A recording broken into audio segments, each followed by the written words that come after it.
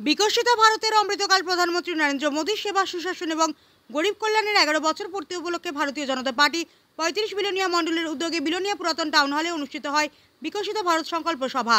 উপস্থিত ছিলেন বিজেপির প্রদেশ সাধারণ সম্পাদক ভগবান দাস, প্রদেশ কমিটির সদস্য প্রশান্ত ভট্টাচার্য, প্রদেশ আইটি ইনচার্জ চন্দন দেবনাথ, 35 বিলোনিয়া মণ্ডল সভাপতি সায়ন্তন দত্ত সহ অন্যান্য নেতৃবৃন্দ। আলোচনা রাখতে গিয়ে বিজেপি প্রদেশ সাধারণ সম্পাদক ভগবান দাস প্রধানমন্ত্রী নরেন্দ্র মোদীজির 11 বছর সময়কালে সমাজের অন্তিম ব্যক্তি পর্যন্ত সে সেবা সুশাসন প্রদান করা হয়েছে তা তুলে ধরেন।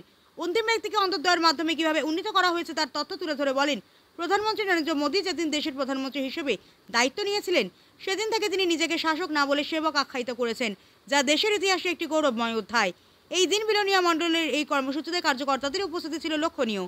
সভা শেষে সেবা সুশাসন ও গরিব কল্যাণ অর্থাৎ বিকশিত ভারতের উপর সংকল্প গ্রহণ করেন সকল নেতৃত্ব ও কার্যকর্তারা।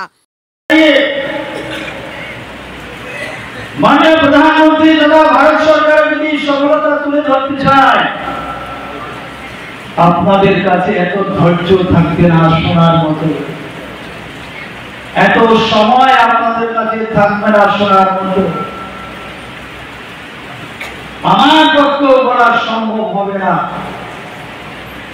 ইতিহাস রচনা হয়েছে ভারতবর্ষের মধ্যে, স্বাধীন ভারতে। আমরা এর আগেও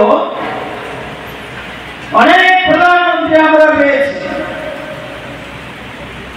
দেশ যখন পরাধীন থেকে স্বাধীন হয়েছে, তার প্রথম প্রধানমন্ত্রী পণ্ডিত জওহরলাল নেহরু। ব্যুরো রিপোর্ট হাল্লা বোল।